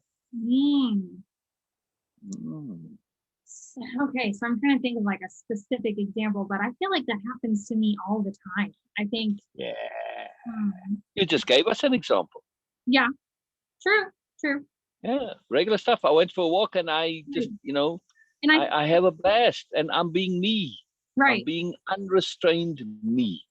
I don't know if that is because of my ability and desire to seek out the moreness in things, or I'm sure it's related, but yeah, I feel like that's always happened for me. I think we've talked before about how a lot of times movies and TV shows, books, different things, a lot of times have a much deeper impact on me than most people who are just going to watch a movie or read a book or whatever. So I'm sure there's a ton of examples of. Yeah. So pretty much everything in your life. But yeah, for sure. And I think, I mean, before Way of Impeccability, things like books, movies, TV, being outside, you know, things in nature were,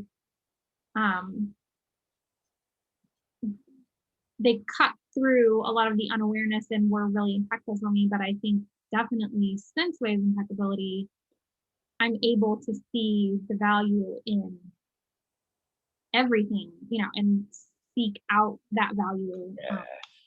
You So have better tools with which to insist on extracting the more. absolutely. Remember Absolutely. that module? I think it's your module 7, session 1, Mhm. insisting on extracting the more. Right. Your desire to learn is the same as insisting. Right. Right. True. Yeah. When you said, what do I appreciate my desire to learn. Mhm. Yeah. So that desire is the insistence, but you have better tools with which to extract that more.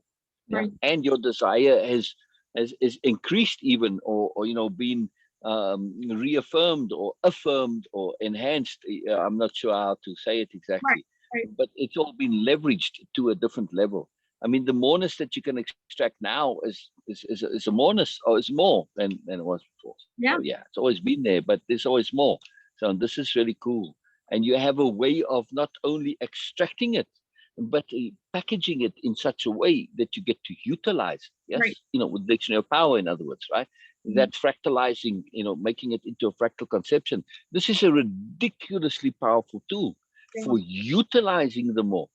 Yes, before you may have connected to the more, but some of it probably went a bit lost because you didn't have the tools and mechanisms to actually build it in and utilize it. Yes.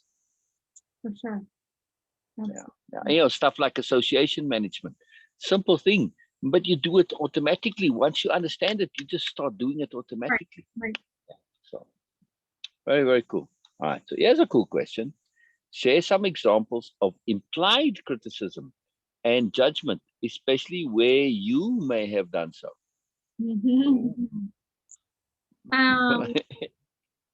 Oh, I got in trouble for this yesterday. Uh-oh, how so?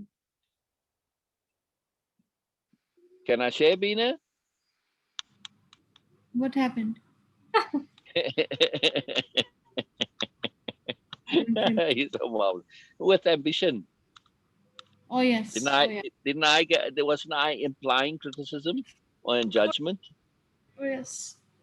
Yeah, I didn't mean to, but it was there. I was just talking about ambition. It was pertinent to the circumstance, and it was an unusual circumstance where I had to step away from the usual way of doing things and had to do some. I had to go basically engage in therapy, and I don't care to engage in therapy, even though there is kind of a way of impeccability therapy, but I don't care to do so.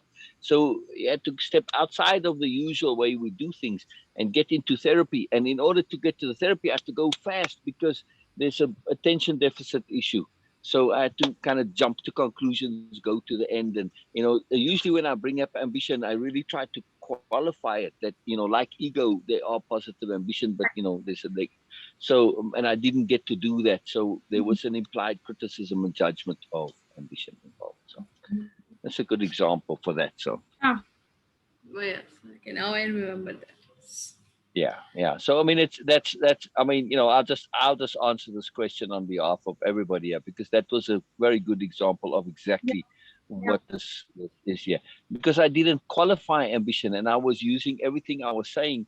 Relatively, ambition is sort of a negative thing, and it's a bothersome, and it can take us off our path, and all of this stuff. And so there was definitely implied, but it's not always so. Ambition can be very positive. So. Right.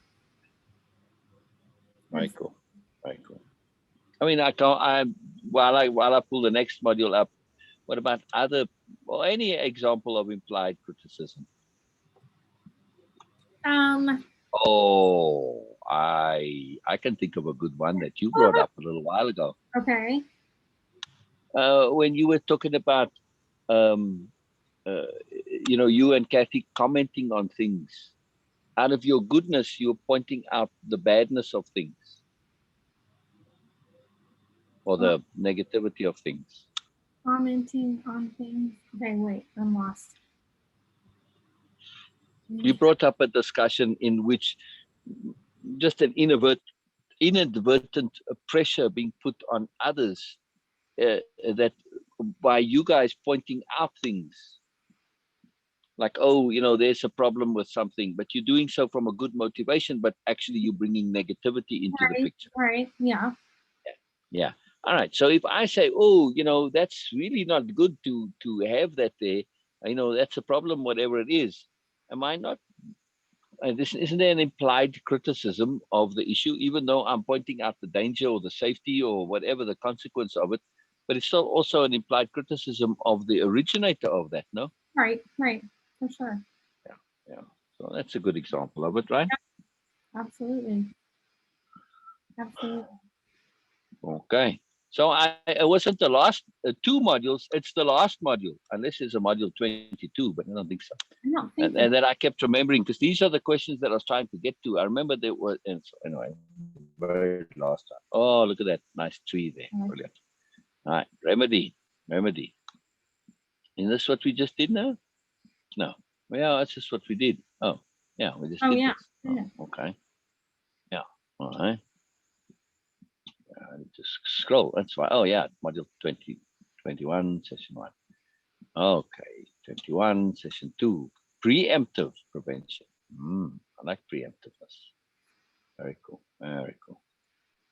Okay, it takes graciousness, finesse, and nobility to effectively and efficiently deal with craziness. Ours. Yep, we're all pretty crazy. I think that's, I may have said this before, but I do believe that Earth is like the galaxy's, lunatic asylum. Yeah, they do a memory wipe and they send you to Earth. That's it. Right. All right. Oh, that's it. End session 2. Okay, very quickly. Wow. All right. Demonstrate some examples of how your preemptive awareness of BS affected your interactions. Ooh, okay. Oh, goodness. Okay. Demonstrate some examples of yes, affected your yeah. I mean, it's interesting because I think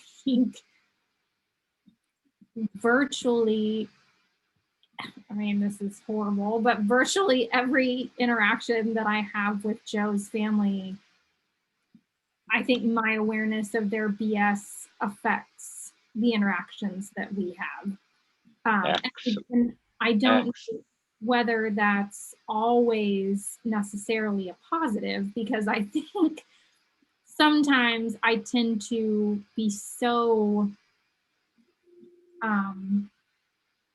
concerned about the potential for their BS that it's possible and probable that I cue some of that with my interesting my interaction or whatever. But with your excessive preemptiveness. Right. But yeah, for sure. I mean, I think the way that I approach interactions with his family would be very different if I wasn't aware of their nonsense. Yeah. Has it ameliorated and lessened their BS with you? It has. Yeah. How often do you interact with the family? We haven't had much interaction over the last year. Prior to that, it was fairly often, but yeah, this last year. But that's good though, because you are getting a break to reset things, and you're getting an opportunity, both you and Joe, an opportunity to shift and practice and implement and be, because these things take time. Right. They do take time. I've really been thinking about this too, and I'm really shifting my stance on way of impeccability. The 4 months thing came about simply as a matter of practicality, kind of real world practicality. But I feel it's not ideal, and going into the future, I am not going to limit it to a time limit. I'm just going to take it on as an open-ended, as appropriate. Right. Because I see in the case of us, and like with Kay also, where there's been no time pressure, how absolutely fantastically important this is. It's a great, it's something I absolutely treasure. Every time we hear that we don't have a time pressure, it corrupts things. To me, it's the entire A+ philosophy. The apex is appropriateness. Right. Don't go against the core of what everything is built on. So, in future, I'm just going to take it on as we go, as appropriate for however long that takes. End of story. Yeah. I absolutely feel this is imperative. Yes. Yeah. I agree. Yeah. I mean, you see the benefit and the value of it, right? And Every time we go off on a tangent, it's never ever wasted. Right. Yes, it's always magical. Even sometimes when we've just basically fooled around, even that was magically valuable because it's necessary. You can't, sometimes you just need to relieve stuff a little bit here, and you kind of need to do just reassess, let it filter. I mean, there's all sorts of good reasons for it. So Absolutely. very cool, very cool. So I'm just saying, in that context, though, in this space with COVID now, it's giving time for all of this to settle in, apply, for the behaviors to shift and change. Because, to change one habit, yes, it takes some time, but to change a lifetime of habits, that's a different thing. Yeah. And I am seeing that this roughly about a year is when it's like now, I start to see this where the I have changed is starting to kick in. Where the behavior shifts start to organically surface, and you notice the changes of behavior. Right. But that does require a constant immersion, definitely more than 3 months, 4 months, 5 months. I would start to say it starts to come about 9, 10 months, just because of the way we are in general. There needs to be a long period of this. I suspect for some it will be longer than that, but especially if they don't have the opportunity to really immerse the way you and Kay have been able to. Right. Like if your mind is at work all day and you can't think about the stuff, but when you're doing your daily stuff, you're able to still think about the stuff. Yes. Right. Right. Yeah. So it may take 5 years for somebody who's, working really hard all day, and say like a lawyer or somebody, and they have no time to think about this whatsoever. Who knows? It might not even be all that feasible. I would hope so, but I don't know. So this is it. It's a very interesting point. Very interesting. Just a by the by, but I like to share the stuff with you because I'm assuming it's of deep interest to you. Yes. Yes, absolutely. The behind the scenes stuff, sort of. Yeah. Not really. I just share whatever's important. Sharing is my sharing culture, I guess. All right. How can we be more without inadvertently implying or cueing hierarchy or superiority games or fears? Wow. That's a cool question. That is a cool question. I think I really liked what you said earlier about being other. And I think we've talked about that many times before, and I love that concept of PMN or superiority, hierarchy, all of that exists in a very black and white world. And so if we can come in and be color, then we can be more without insinuating hierarchy. Exactly. There's a way for us to be more and not cue that we think we're superior. Exactly. The question is how to offer that, how to offer up an alternative, basically. Yeah. And also by just simply not caring a fig about that type of stuff. Right. So we can be more by dancing in the street to our own music. Right. Right? Yeah, absolutely. You're just being yourself. Come on, it's fun. I'm having a blast. When we don't even consider hierarchy. Yeah.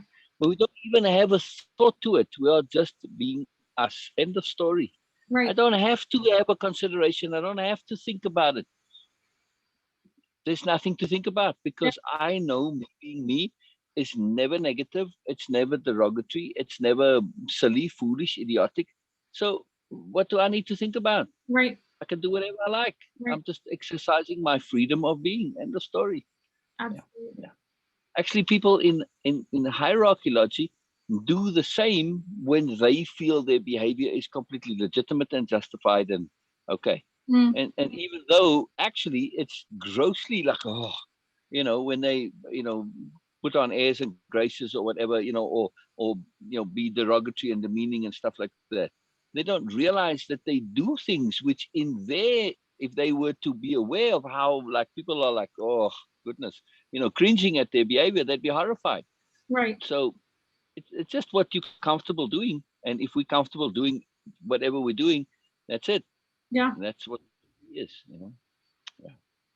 Can you feel and be more without feeling superior, egotistical, self-important, or overestimating? Absolutely. Absolutely. Yeah, it's a duh question. Yeah. Right? It's a complete and utter duh question. But Absolutely. it's really cool though, in the question, even though it's such a duh question, that's the magic of this question. Right. That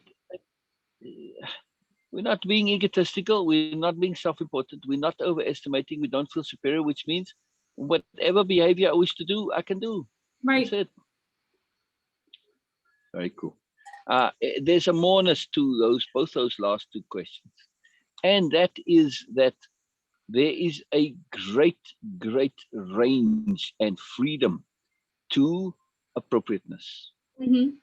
Right. Yeah. It is, we tend to have somewhat limited views of what is appropriate, but there's a great range to what is appropriate. Absolutely. It's not a hard and fast. I also can make things appropriate through the magic and power of self-assurance and cueing. Right. Yeah. I mean, you've seen people who are self-conscious and who are enjoying themselves and having a blast within themselves. And now it's inappropriate because, well, you're self-conscious. Right. So it's cueing is the key to this. There isn't a hard and fast. Logic and reason do not always apply. Mm-hmm. At least not consistently. I mean, there's a meta logic to things. And the meta logic is, in this case, cueing. Why does it affect one and not the other? Yeah. Right. Right. Yeah. So cueing, self-assurance, and of course, your conscience. If you have any doubts conscious-wise about your behavior, they're going to cause you all sorts of trouble, right? Absolutely. Yeah. So that's the magic of living with integrity. Right. Is that you don't have all of these problems. You're free to behave. My conscience is clear. I can do. It opens up this freedom for us. Yes. Absolutely. The S's are finely attuned to vibe and implication. They fully get attitude and what's implied via awareness. They're animal-like in this. They respond not to words, but to energy, to intent, to emotional stability, and to the implications which flow from another's emotional state and awareness. Let me just check something here quickly.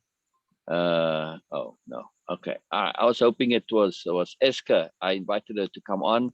We read her story earlier today. She said, "Oh, I just woke up," but she didn't respond after that. So No. I was hoping she was gonna come on. Actually, let me check in case she did respond and I didn't hear it. No, she didn't. So, all right. All right.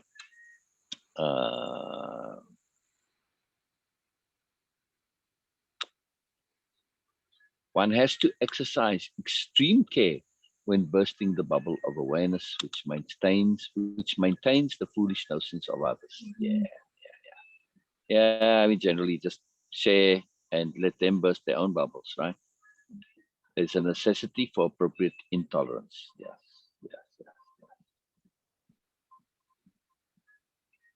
When we trust, when we deliberately trust, when we trust, aware we're choosing to trust, when we do that, when we're being Erica, we are being courageous. For courage is nothing but deliberate trust. That tiny little feeling we have of things not being quite right, or of disquiet, or ill at easiness, or discomfort of some kind. That's the feeling which comes from being courageous. Love that. Yeah. Thank you, Biala. To love Biala. Who love Biala. All right. We want to just stop here, or do you have extra time? No, that would probably be good. I want to try to fit in a walk today before. Oh, good. All right. A walk or a dance? Well, both. Oh, both. Yes. I love this. Is your neighborhood a little roughish, or where you walk? No. Oh, okay. You're just being extra cautious. Very cool. I love that. Very cool. Good awareness practice, strategy practice. Yeah, most excellent. Most excellent. Beena, anything before Erica goes dancing? Oh, it's all wonderful. That's something. Really, just a joy. I celebrate every day. And I don't ever want to, like, I don't want to get at some point in the future and look back and say, I didn't celebrate when I had the chance. Mm-hmm. So to me, every session we have, I celebrate. I say, man, I'm just so lucky to have this. I love that. Yeah. That was one It's of the really things cool. that I was thinking about the other day. I don't remember why at all, but I was thinking about how,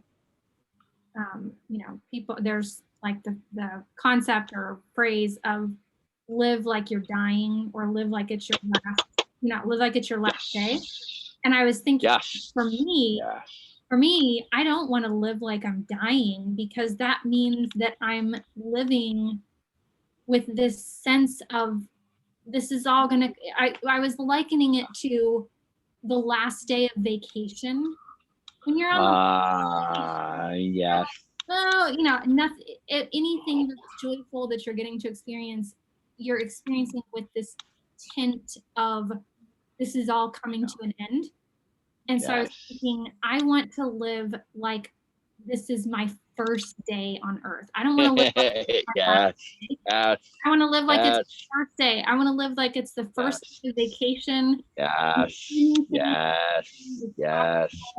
And I'm excited, and I can't wait to get started. So, and if it's my last day, I'll be thrilled. It's not a problem. I never have wasted, because I've maximized every second of it. Absolutely. Yeah. So I'm living like it's my first and my last day, but I'm emphasizing the first day, knowing it might be my last. So I'm being very sophisticated, but absolutely first day logic. Yeah, it's for me, it's been a perpetual noob. Right. That's it. When you start a new game, it's so exciting, and you all around, or you're going on a new adventure, whatever.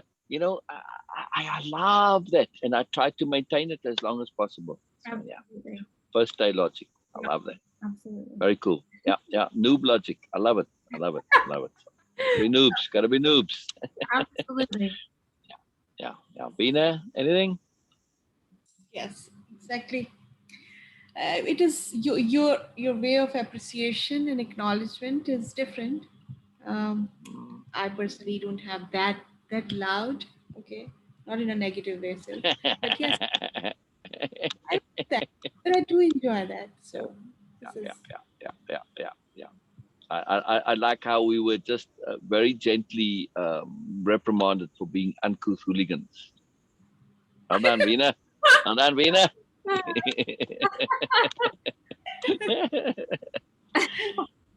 Brilliant. I'm happy to celebrate. I do try to be more refined and gracious, Beena. You are having an input on me and an effect on me, little by little, Beena. It's a slow process, but it's getting there. But I still say that okay, Beena, you take like very casual, and it is not casual. This is how I am. Okay, I do get excited. I said it's not like that, not always, but my expression is different. Yes, of course, not like him. So I can be very very cheerful, but it depends. It depends. So I enjoy things, and I'm smiling. I'm enjoying session. It doesn't mean that I'm not celebrating it. Absolutely. Yeah.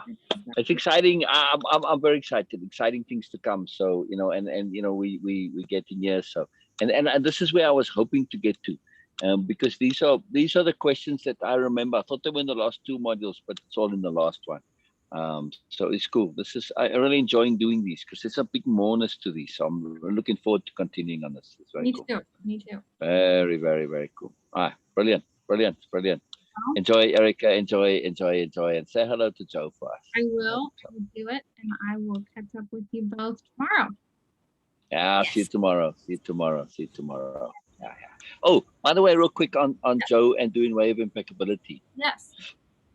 As much as I love Joe doing the Way of Impeccability, and I'll take whatever I can get, it is an exemplification of how doing it the way intended makes a massive difference. Not that Joe's not getting value, but clearly there's a massive difference. Yes.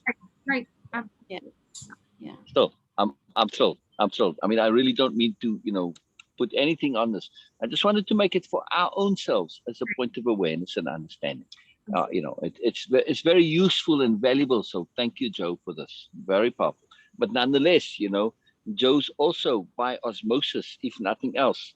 Of course, you're going to discuss things too, but just by osmosis, him being able to do this it's now, it is an awareness of what you were doing and what he's been absorbing. So Right. really, he has been doing it the other way, just not directly. This is just a way for him to name it and connect to it and recognize it. So it is very different.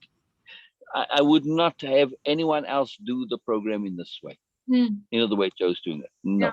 But because of your doing it in the way you've done it, it is appropriate and useful and valuable for Joe. So Yeah. he's leveraging your actions. Yes. Absolutely. Yeah, absolutely.